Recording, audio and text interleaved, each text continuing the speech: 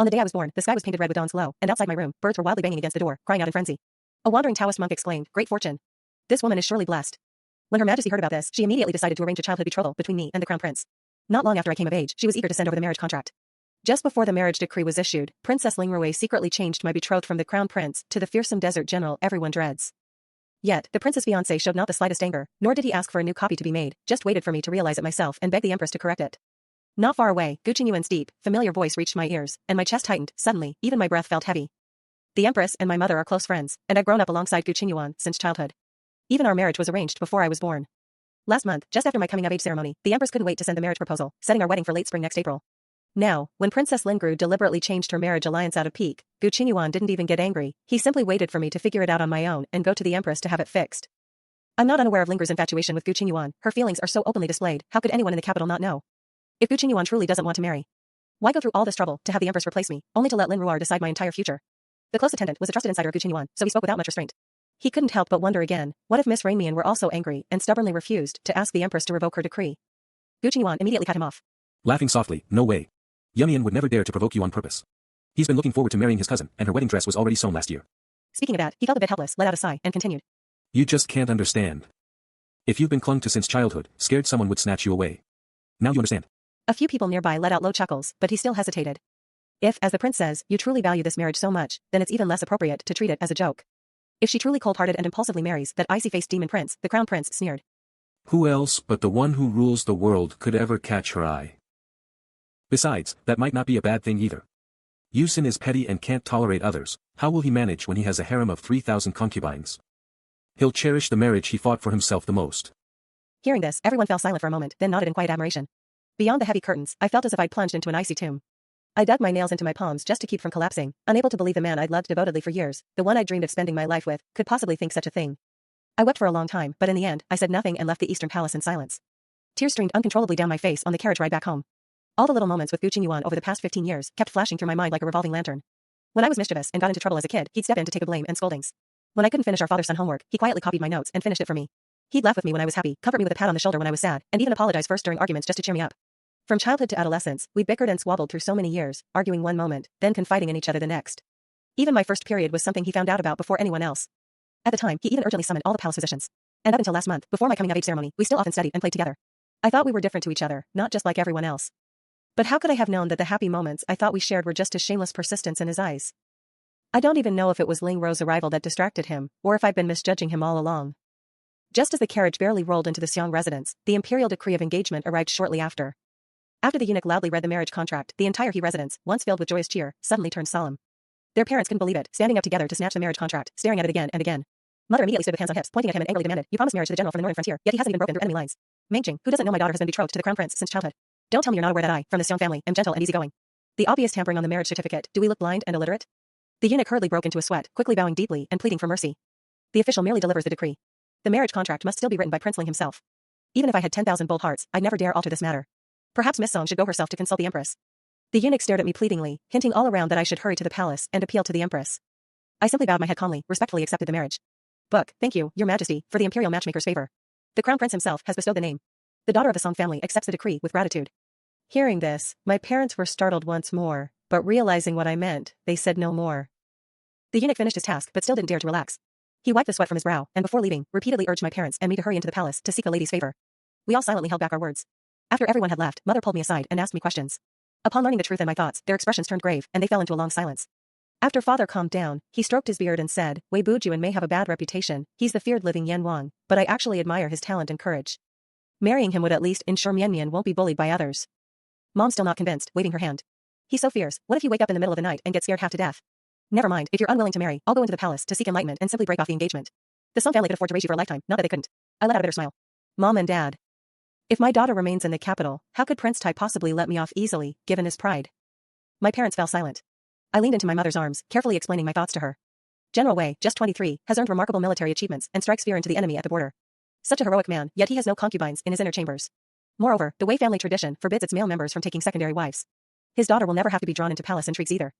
It's the best place to be. Gu Qingyuan's right, it's not just Princess Lingru, but also that non-existent harem of 3,000. I'm too petty to accept even one more. Mom and Dad were together all their lives, and no one ever called me by name. How can I politely share a husband with 3,000 women? I never thought about these things before, but just now, hearing Gu Qinyuan say it himself.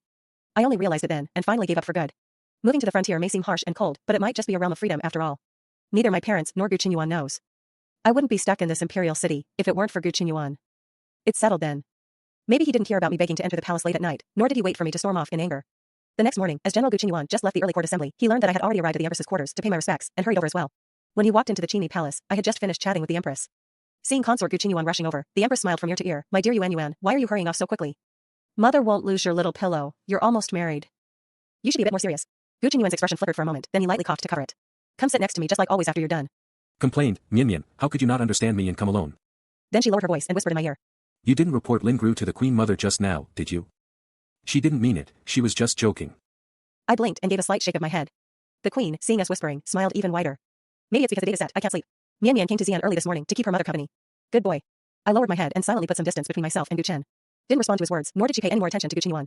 The Empress, however, thought I was shy and teased us even more, saying you two had just come from the Eastern Palace. The matter of Princess Lin Gru changing her marriage contract is still unknown to the Empress, and no one dares bypass the Crown Prince to report it to her. Naturally, I didn't go into further explanation. Seeing my demeanor, Gu Qinyuan assumed I'd already obtained the marriage contract from the Empress, nodded in satisfaction, then began to lecture me. You'll need to seek your mother's guidance in managing palace affairs going forward.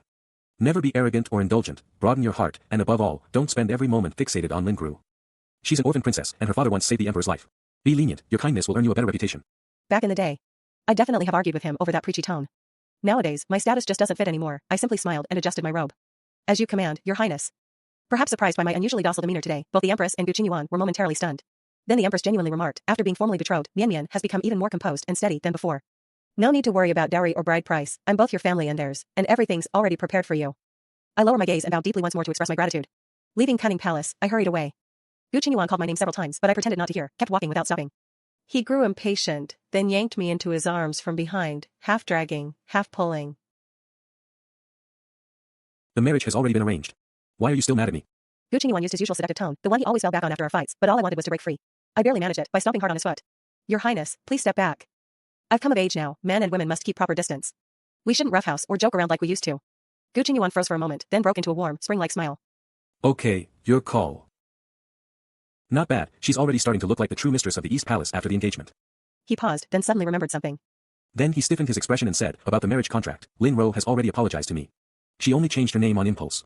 Now that it's been changed back, let it go, don't hold it against her anymore. She doesn't have family backing like you do in the palace, life hasn't been easy for her. You guys in the future. My heart turned icy, I didn't want to hear any more, so I cut him off. Okay. Gu Qinyuan's words stuck in his throat as he stared at me, his eyes full of complicated emotion. Princess Lin Ro lost her mother young. Her father once took a sword strike meant for the emperor, who was traveling incognito, so the emperor, moved with compassion, brought her from the grasslands to the capital, granting her a mansion and a noble title. From then on, she was treated like a daughter, half-daughter, really. Naturally free-spirited, and with the emperor lifting many palace rules for her, she grew even bolder in her ways. Today I debated with scholars at the Imperial Academy, tomorrow I'll be listening to dancers at the Music Bureau, and the day after that, I even secretly joined the prince's hunting expedition in the woods, drinking and eating together, sharing the same tent like brothers. How could so many people make her life so hard? Every woman in the capital is proper and restrained, but Princess Lin Ru is so carefree and unrestrained. Instead, she became the talk of Beijing men, praised for her bold sincerity and carefree nature. I actually feel a little envious of him. Though I've grown up alongside the Crown Prince and know him well, once we grew older, I strictly observed propriety and never dared to act intimately. Lin Ro once said in front of everyone, how can someone so rigid and dull-witted, who's never even seen an eagle soaring freely or a boundless wilderness, deserve to be the finest young man in this world? Now, looking back on that time, Gu Qinyuan's expression was also touched, his gaze toward him carrying a hint of personal longing. My attitude today must seem really different from my usual self. You used to dislike him so much, why are you being so generous now? Don't take it to heart. I'm not favoring him, I just happen to know he once saved the Emperor's life. And he... I didn't want to stay any longer, so I stepped back and spoke up to interrupt him. Your Highness's heartfelt filial devotion needs no further explanation, others will surely understand. Now that the engagement is settled, my mother said it's improper to meet too often before the wedding. Please, Your Highness, don't exceed the proper bounds. That day, Gu Qinyuan seemed genuinely relieved that I'd finally grown up, no longer secretly clinging to him or acting spoiled like before, and he finally felt at ease. After that, just as I'd hoped, he didn't come visiting my manor for a long time. Instead, tales about him and Lady Lin Gru kept popping up from the servants' gossip. It's said that Ling Ro, who once claimed she didn't want to marry and be trapped in the inner chambers, has finally agreed to let the Empress Dowager arrange her marriage, though she's been going through many potential suitors with the Crown Prince, seemingly unimpressed by all. The young master from the Grand Tutor's mansion is well educated, but she finds him too unrestrained compared to the Crown Prince. The younger son of the Minister of Justice is clever and strategic, yet she thinks he lacks the elegance of the Crown Prince. The only son of the Minister of Works is skilled in both literature and martial arts, but she feels he doesn't quite measure up to the Crown Prince in looks. Gu Qinyuan didn't seem to mind much, but his close inner ministers all sighed, remarking that the Marquis was being measured against the Crown Prince. He's so extraordinary that no other man could ever catch his eye, people even joked about it. In that case, why doesn't the prince simply take Princess Lin Gru into his inner palace directly? A bitter ache welled up inside me, and I quickly looked away, too afraid to hear Gu Qinyuan's reaction. Word had already reached the capital from beyond the northern deserts. The visitor was a trusted deputy of Wei Bijuan, carrying a personal letter from Wei Bijuan and a jade bracelet passed down in the Wei family. The letter contained just a few lines outlining the wedding arrangements, neutral in tone, yet organized and precise. My parents had thought I'd agreed to marry into the northern frontier on a whim. But when they saw me calmly taking off the bracelet, they finally realized I was resolute, and so they stopped trying to persuade me. The He family has already started bustling about my wedding, so I decided to calmly stay indoors and prepare for the marriage. Wei Jiading's wedding date was moved up by 2 months compared to the original marriage contract. In the 3rd month of spring, when the last blossoms bloom, you must come to fetch me. Time is running out. The wedding dress was already embroidered in the city, but the bride's gift to the groom, his undergarments, came in the wrong size, so they had to be made again. Luckily, the visitor knew General Wei's clothing, shoe, and sock sizes. I spent my days frantically crafting treasures for the Empress's palace and the Eastern Palace, but they kept flowing into the Prime Minister's mansion. None were bridal gifts. The Empress said it was a token from your mother's handkerchief. Gu Qingyuan claimed it was from our childhood friendship. Even the Emperor, in his role as elder, sent them all as additions to my trousseau. Every girl in the capital envies me for my upcoming marriage into the Eastern Palace. Even mother can't help but sigh, saying that if it weren't for that one unpleasant incident, it might have truly been a splendid match. I was touched. Gu Qingyuan once promised me that while others might have a 10-mile bridal procession, he'd give me a 100-mile one, but it was only fleeting. I soon came to my senses again. Back then, I truly did like him. But when I needed him to stand firmly by my side, he let me down so painfully. I told mother to keep all those gifts safe, none of them would I take with me. When I go to the northern frontier someday, I'll return them all. Time flies, it's already just a month or so until I have to leave. That night of the Lantern Festival, I was staring blankly at the old cherry tree in the yard, beneath which several jars of daughter red were buried. Today, my father had dug them all up, intending to load them onto the wedding carriage. Back then, Gu Qingyuan used to tease me, saying that once we got married, he'd get my father so drunk he'd have no choice but to willingly give his daughter to him. Who knows if, in the future, he'll feel a hint of regret over the taste of this wine, now he's tasted it. Back in the dormitory, a familiar figure suddenly popped up on the courtyard wall. The whole mansion was frantic searching for me. When Gu Qingyuan finally brought me back late at night, he had just crawled out from the dog hole when Empress Dowager personally grabbed his ears. Even the Emperor got furious, scolding him for lacking the demeanor of a crown prince. Gu Qingyuan was made to kneel for 3 days, yet he felt not the slightest regret. Ever since then, every lantern festival, he sneaks out of the palace to take me to see the lanterns, year after year, without fail. It's still raining softly, and the wedding's 3 months away. Why dig up the wine in the courtyard so early? My thoughts were interrupted by Gu Qingyuan's question, and I snapped back to reality, making up an excuse on the spot. This wine's been buried for over a decade. My dad said we should dig it out early to let the outside dust settle. Gu Qingyuan didn't suspect a thing, just grabbed my hand and pulled me out. I've climbed every year, how could I miss it this time? Otherwise she'll start giving you trouble later. I couldn't break free, no matter what, and in the tugging and pulling, he still dragged me out of the mansion. Back then, who dared to stop the young prince? Not even a single servant in the Prime Minister's mansion would dare. I thought it'd be better to clear things up tonight, but he dragged me out anyway. Just as we arrived at the Lantern Festival, I realized Princess Lin Ro was here too. I immediately turned to leave, but Gu Qingyuan blocked my path, leaving me nowhere to run. I had no choice but to stand there, locked in a tense standoff with him. Lin Ro knows you were a bit upset by that last joke. She wants to walk by the river with you again. Be generous, initiate a conversation with her. She's not a bad person, she just has a strong-willed nature. I stared at Gu Qingyuan in shock, speechless, when Princess Lin Ro suddenly let out a mocking laugh and spoke first. Your Highness, see? I told you Miss Song was still upset, but you wouldn't believe me. Girls are such a hassle, unlike us brothers, who settle everything with a jug of wine. If that doesn't work, we just roll up our sleeves and fight. Marrying a temperamental lady like this will give you headaches for life, as effortlessly familiar as ever. I didn't want to talk to her, but I couldn't help it when I got so angry. Scoffing, he retorted, Your Highness belittles women so harshly, could it be you're not a lady yourself? Lin Ro's face turned pale. She opened her mouth to protest, but was silenced for a long moment before finally managing to say, Miss Song, your words are truly sharp. Forget it, I'm not gonna argue with you, little lady. Gu Qingyuan also spoke up to smooth things over. Scene, Mian Mian, why make me embarrassed in public? Is this the kind of rule taught by the Prime Minister's mansion? I was nearly laughing in exasperation, others insult me, and she pretends not to hear, but as soon as I reply, she immediately scolds me. Even though I'm already utterly disappointed in her, my heart still grows a little colder. I didn't pay attention to Gu Chen. Staring intently back at Princess Lin Ru, he said seriously. That's why the princess has been giving me trouble again and again, because her heart belongs to the crown prince. As soon as those words left his mouth, both of them looked slightly embarrassed, with Ling Ro's expression carrying a rare hint of bashfulness. Before they could say a word, I turned to Gu Qingyuan. Your Highness knows the princess's feelings, yet you haven't kept your distance from her. Instead, you're together every single day. Clearly, your Highness isn't indifferent to her either. Since you two are in love, your Highness should bring her back to the palace and live happily ever after. Why always drag me along when you go out? And why always use our brotherhood as an excuse to show off? Maybe he hadn't expected me to ask so directly, and Gu Qingyuan froze completely. Lin Ro looked at him with longing, her expression slightly moved. After a long silence, Gu Qingyuan coughed lightly, Mian Mian, you're not angry, are you? I shook my head. With over 3,000 beauties in the imperial harem someday, what difference does one less make? Oh. The Lantern Festival was crowded with people. While the crowd was thick, I slipped away quietly and walked far away. Turning back, Gu Qingyuan was still intently helping Lin Ro solve the riddle, completely unaware that I had already left. After that, days passed smoothly. All the wedding preparations were complete, waiting only for the auspicious day to bring her home. These past few days I haven't gone out, and Gu Qingyuan hasn't come to see me again. He only sends me a few words every few days through his servants, along with little trinkets. His messages clearly express how much he misses me, yet he also says he's worried my family's rules are too strict, making it hard for him to visit. He just asks me to stay calm and wait for him to come and claim me in marriage. I read a few, then stopped. The latest gossip sweeping through Beijing, however, had become a source of tension between him and Lin Ro. I heard the emperor has personally arranged Lin Ro's marriage, and once I step into the palace as princess consort, she'll be brought in right after. The empress has never liked Lady Roan, and though she had some complaints about the marriage, she couldn't go against the emperor, nor could she resist the crown prince, but so later, she reluctantly he secretly had someone add dozens more treasures for me as a supplement. Mother keeps it safe, planning to return it all together after I leave. Gu Qingyuan constantly talks about following rules, but people say he actually feels sorry for Lin Ro, whose parents died young and had no support. He specially helped arrange things so she could adopt the minister as her foster father, ensuring she'd marry into a respectable family and earn higher respect from society. He even took out his personal funds to fully prepare and arrange Lin Ro's 240 wedding chests. Lin Ro, coming from the frontier grasslands, didn't have to follow Central Plains etiquette, so she continued wandering around with Gu Qingyuan all day. A few days ago, I heard he persuaded Gu Qingyuan to go with him to the imperial villa. The villa has the finest hot springs, so Qingyuan put aside his court duties and agreed. They're said to be staying for nearly half a month, then returning right after spring arrives to prepare for our wedding. After the palace servant reported this to me, seeing that I didn't react, he even tried to comfort me. Miss Song, please don't misunderstand. His Highness specifically instructed her to keep things proper with Lady Lin Ro. There's been nothing improper at all. Lady Lin Ro just came from the grasslands and has never bathed in hot springs before. She's been feeling unwell lately, so we're taking her to rest and recover. I nodded, already numb to it all. The servant still didn't leave, hesitating before speaking again. Your Highness asked if there's any letter you'd like me to deliver for you. She hasn't heard back from Miss in a long time.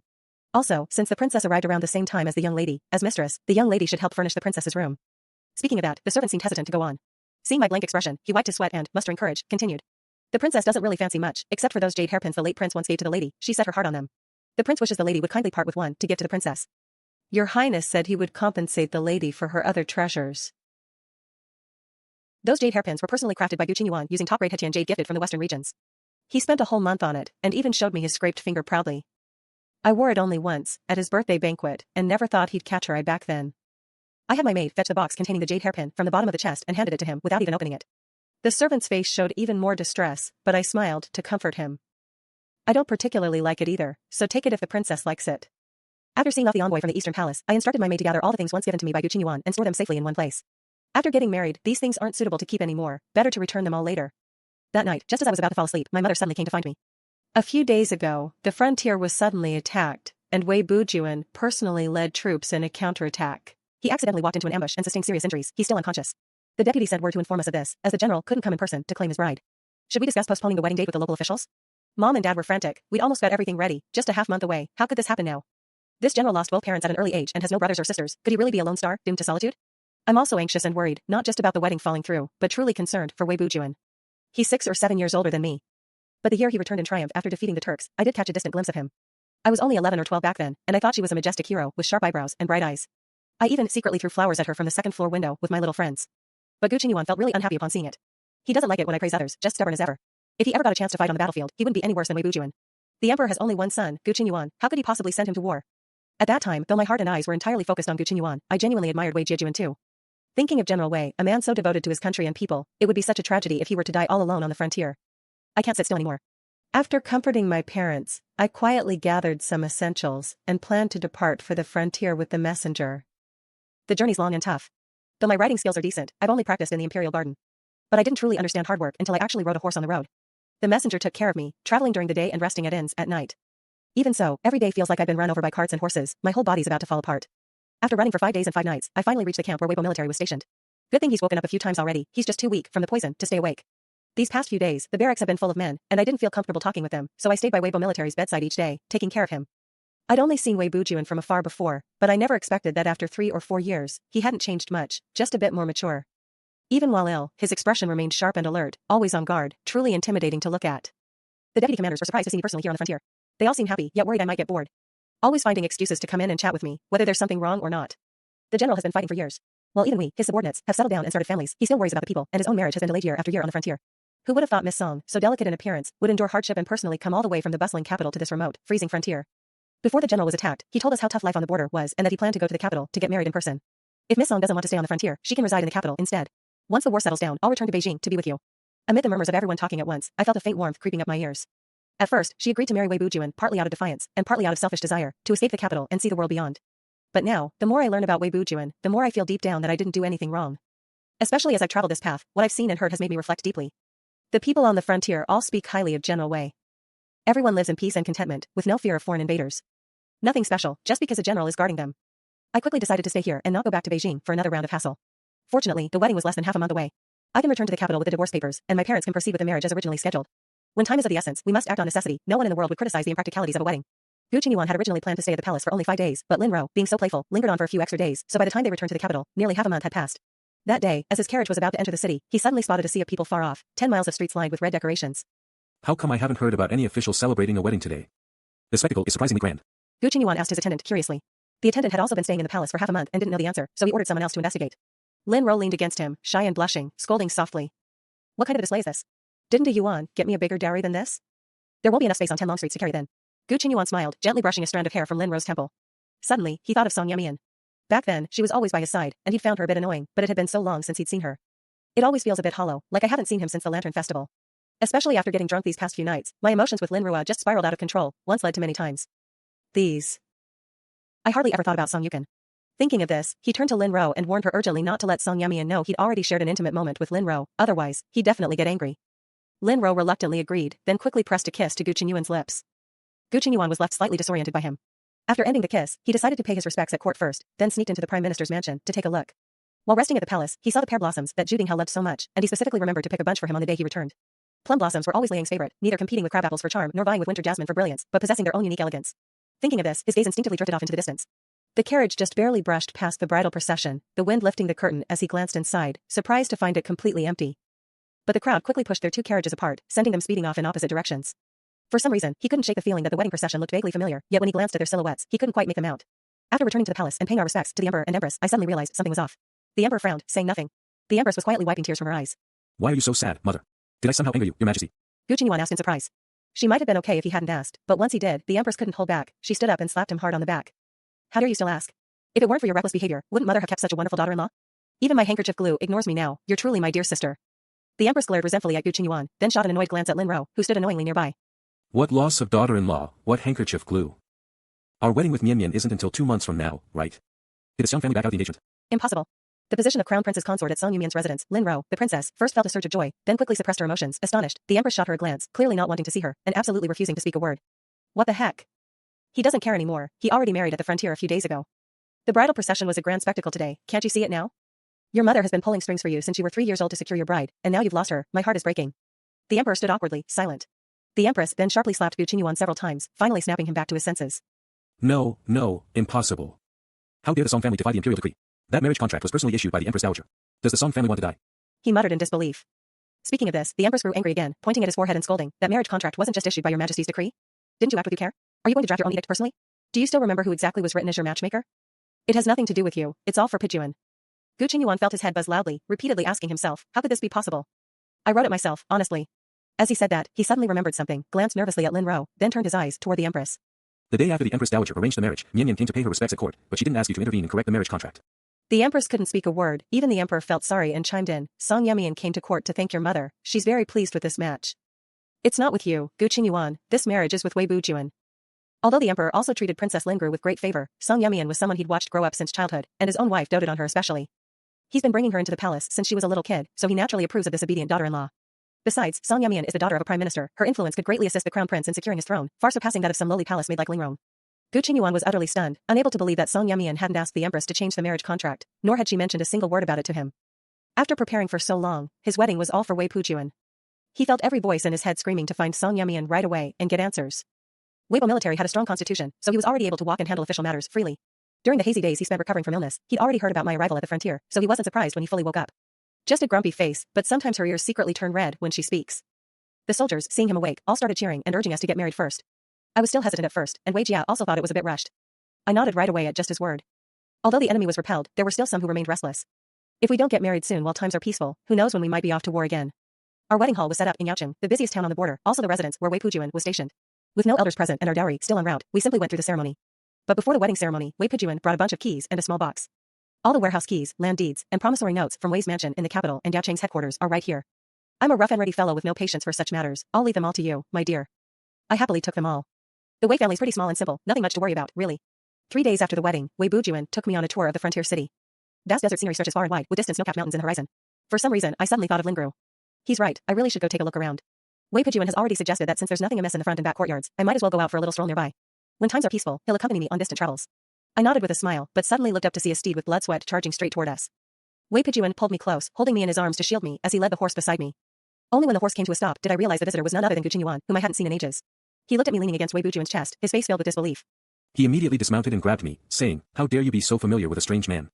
Before I could say a word, Wei Bujuan had already shot back. "General, your highness, Nian Nian is my newly-wed wife. Surely I'm not a stranger, am I? It's improper for your highness to be so familiar with my wife." Gu Qingyuan's face suddenly turned pale. "How dare General Wei speak so recklessly?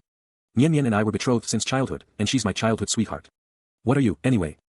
Come on, stop teasing me. Going back to the capital with you, I'll agree to anything. You don't like Lingru, then I'll just not marry her, it's no big deal." I was just laughing at him. "Your Highness, please be careful with your words. How can a crown prince fail to keep his promise? How can we win the trust of the world in the future? Besides, Lingru is a young lady. If she's betrothed and then the engagement is broken off, how will she face the future?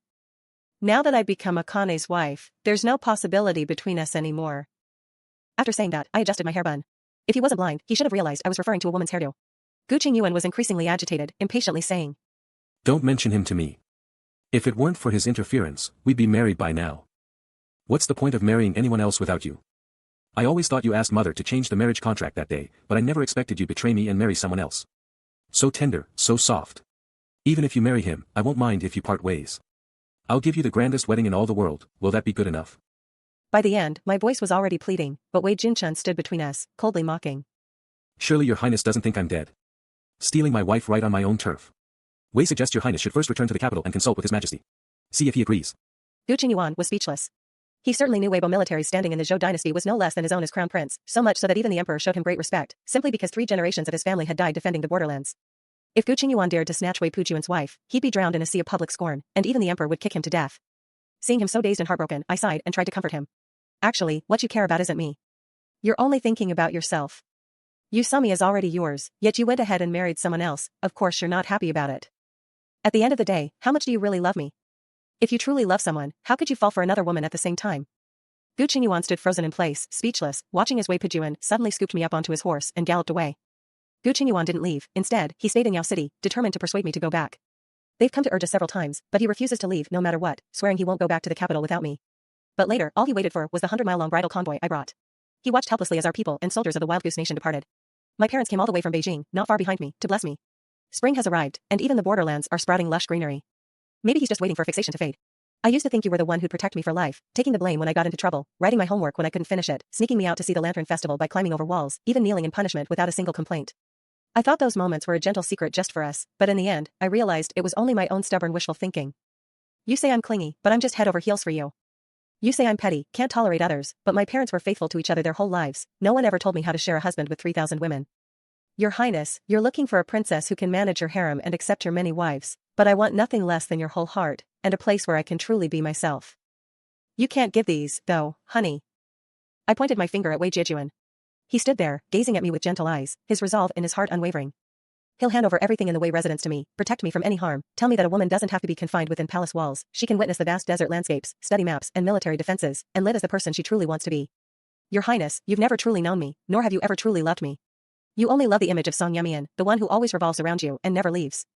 Gu Qingyuan stared at me, his lips trembling as if wanting to say something, but no words would come out. His gaze gradually dimmed, shifting from initial desperation and pleading to later confusion and helplessness, until only endless resignation remained. He looked at me, then at Wei Bujuan, suddenly covered his face and let out a stifled sob, like a child whose favorite toy had been taken away. This was the first time I'd ever seen Gu Qingyuan cry. Back before, whether he was kneeling in punishment or arguing with me, he'd never looked like this. Wei Pujuan stepped forward, pulling me into his arms and speaking coldly to Gu Qingyuan, "Your Highness, the matter is settled. I ask you to leave Wei Mansion now and no longer trouble my wife's peace. If you continue with such, don't blame me for disregarding the royal family's dignity." Gu Qingyuan eventually left, stumbling as he went, soulless and hollow, not even turning back once. I leaned against Weibo military's chest, listening to his steady heartbeat, feeling the warmth of his palm, and gently closed my eyes. Those youthful joys and stubborn attachments have finally faded away with the winds of the northern wilderness. We only found out that Gu Qingyuan had left Yao City when the emperor's edict arrived. The imperial edict scolded him for abandoning his post, succumbing to romantic entanglements, and sentenced him to confinement in the eastern palace for 3 months, plus forced copying of Ziji Tongjian. At the same time, an imperial decree was issued ordering that Princess Lingru be stationed at a villa in the outskirts of the capital, and she was forbidden to enter the city without explicit imperial permission. After Gu Qingyuan returned to the capital, he completely broke with Lady Lingru. He finally realized that Ling Ro was just a foolish obsession born from his momentary confusion, and what he truly lost was the girl who had once loved him with all her heart and soul. But he realized it too late, everything was already beyond repair. After being sent to the secluded courtyard, Princess Ling Ro wept every day, regretting her past choices, but there's no remedy for regrets in this world. News from the capital would reach Yacheng every few days, sometimes a letter sent by our parents, sometimes rumors brought by messengers from the frontier. After hearing that Gu Qinyuan had been confined, he seemed to have changed completely, no longer chasing pleasures, spending his days diligently studying state affairs, growing calm and reserved. Yet he often stood alone beneath the pear tree in the eastern palace, lost in thought for half a day at a time. That pear tree was planted by us when we were young. He said he'd marry me beneath the pear tree when I turned 18. Now, the pear trees bloom every year, but the people beneath them are no longer the same as before. I used to think you were the one who'd protect me for life, taking the blame when I got into trouble, writing my homework when I couldn't finish it, sneaking me out to see the lantern festival by climbing over walls, even kneeling in punishment without a single complaint. I thought those moments were a gentle secret just for us, but in the end, I realized it was only my own stubborn wishful thinking. You say I'm clingy, but I'm just head over heels for you. You say I'm petty, can't tolerate others, but my parents were faithful to each other their whole lives. No one ever told me how to share a husband with 3,000 women. Your Highness, you're looking for a princess who can manage your harem and accept your many wives, but I want nothing less than your whole heart, and a place where I can truly be myself. You can't give these, but Akira can. I pointed my finger at Wei Jiejuan. He stood there, gazing at me with gentle eyes, his resolve in his heart unwavering. He'll hand over everything in the Wei residence to me, protect me from any harm, tell me that a woman doesn't have to be confined within palace walls, she can witness the vast desert landscapes, study trade ledgers and textile patterns, and live as she truly desires. Your Highness, you've never truly known me, nor have you ever truly loved me. You only love the image of Song Yamian, the one who always revolves around you and never leaves. Gu Qinyuan stared at me, his lips trembling as if wanting to say something, but no words would come out. His gaze gradually dimmed, shifting from initial desperation and pleading to later confusion and helplessness, until only endless resignation remained. He looked at me, then at Wei Bujuan, suddenly covered his face and let out a muffled sob, like a child whose favorite toy had been taken away. This was the first time I'd ever seen Gu Qinyuan cry. Back before, whether he was kneeling in punishment or arguing with me, he'd never looked like this. Wei Bujuan stepped forward, pulling me into his arms and speaking coldly to Gu Qinyuan, Your Highness, the matter is settled. I ask you to leave Wei Mansion now and no longer trouble my wife's peace. If you continue with such, don't blame me for disregarding the royal family's dignity. Gu Qinyuan ultimately left after all. Left with unsteady steps, as if soulless, didn't even turn back. I leaned against Wei Bo Military's chest, listening to his steady heartbeat, feeling the warmth of his palm, and gently closed my eyes. Those youthful joys and stubborn attachments have finally faded away with the winds of the northern wilderness. We only found out that Gu Qinyuan had left Yao City when the emperor's edict arrived. The imperial edict rebuked him for neglecting his duties, lost in romantic entanglements, and sentenced him to confinement in the eastern palace for 3 months, plus 100 copies of the comprehensive mirror for aid in government to be copied. At the same time, an imperial decree was issued ordering that Princess Lingru be stationed at a villa in the outskirts of the capital, and she was forbidden to enter the city without explicit imperial permission. After returning to the capital, Gu Qinyuan completely broke ties with Princess Lingru. He finally realized she was just a fleeting delusion born of confusion, and what he truly lost was the girl who had once loved him with all her heart and soul. But he realized it too late, everything was already beyond repair. After being sent to the secluded courtyard, Princess Lingru wept every day, regretting her past choices, but there's no remedy for regrets in this world. News from the capital would reach Yacheng every few days, sometimes letters sent by our parents, sometimes rumors brought by traveling messengers from the frontier.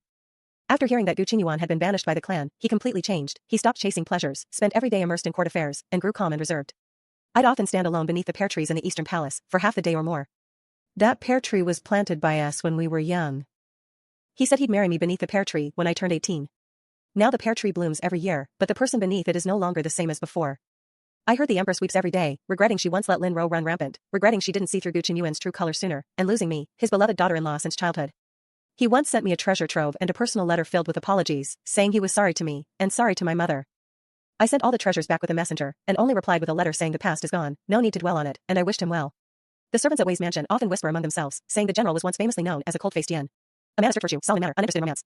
The soldiers in the barracks dared not even breathe when they saw him. Ever since he married his wife, he's become much gentler, laughing more, learning to do delicate tasks, even personally wrapping pastries and brewing tea for her. That day was my first birthday since coming to the northern frontier, and Wei Pijuan had deliberately put off all his military duties just to be with me.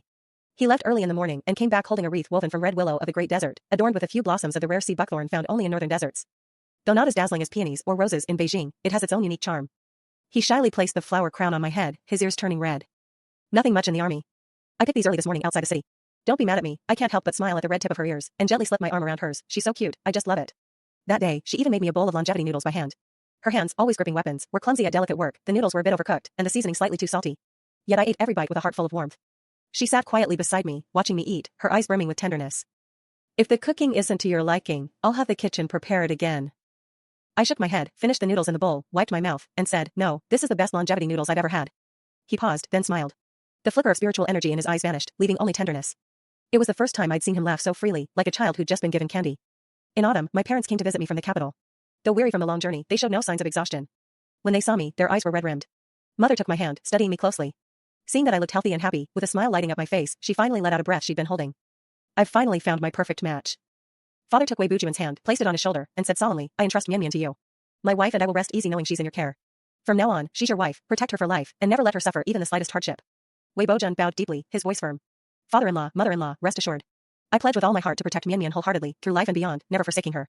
That day, the whole family gathered around, enjoying the special dishes from northern deserts, chatting and laughing. My parents were talking about recent happenings in the capital, saying Gu Qingyuan is now receiving even greater favor from the emperor. He's making significant achievements in court, handling official affairs with remarkable order, and the emperor often praises him in front of other ministers. But he never mentioned what should come after, so the position in the eastern palace remained vacant. Princess Lingru still remained housed in a villa on the outskirts of the capital, ignored by all. My parents once said the empress hosted a banquet inviting all the noble ladies in the capital, and Gu Qingyuan attended too. Someone mentioned me during dinner, saying General Wei and Lady Wei are living very happily in the northern desert. Listening to that, Gu Qingyuan fell silent for a long time, drinking one glass after another until he was completely drunk, muttering my name over and over. My parents stayed in Yao City for over a month before returning to the capital. When I left, my mother held my hand tightly, urging me again and again to take good care of myself. Just make the most of your life with Wei Bujun. Wei Bojun personally saw them off at the frontier, watched their carriages disappear into the distance, then slowly led me back to Yaoqing, holding my hand. That day I was reviewing the accounts in the mansion when suddenly a soldier reported that a messenger had arrived from the capital, bearing an imperial edict. I received the imperial decree together with Wei Bujun. It declared me Lady of the Northern Desert, bestowed upon me countless treasures, and also stated that due to Wei Bujun's meritorious service in guarding the border, he was specially granted permission to return to the capital once every 3 years for a visit home and rest. Wei Bujun took the imperial decree, holding my hand as we both bowed deeply to the messenger. Your subject thanks your majesty for this great honor. After the messenger left, I looked at Wei Bujun and said with a smile, the emperor really does miss you. He looked down at me, his eyes tender, not thinking of me, but of you. Worried you'd suffer hardship in the northern wilderness, and afraid I might not treat you well. I laughed aloud, resting in his arms. In truth, I'd never felt bitter. Even though Bebe was harsh, as long as he was by my side, anywhere would be paradise. It's time for the Lantern Festival again, and the people of Yaoqing are setting up lanterns too. Not as dazzling as the lantern festivals in the capital, but still bustling and lively. Wei Pijun held my hand as we walked down the lantern street, bought me skewers of candied haws and paper lanterns, so much like how Gu Qinyuan used to take me around the lantern fair when we were young. The difference is, the people around me have changed, and so has my state of mind. I looked at Wei Jia, beside me. He was crouching down, gently wiping the sugar stain from my lips, his tenderness so deep it seemed impossible to dissolve. I smiled, slipped my arm through his, and rested my head on his shoulder. I think I ultimately made the right choice, leaving behind the palace walls that confined me in the capital, chasing the blue skies of the northern wilderness, is how I met Wei Bujuan, and found my own happiness. For the rest of our lives, may the vast desert bear witness, and the mountains and rivers be our oath. I'll stay with him at this northern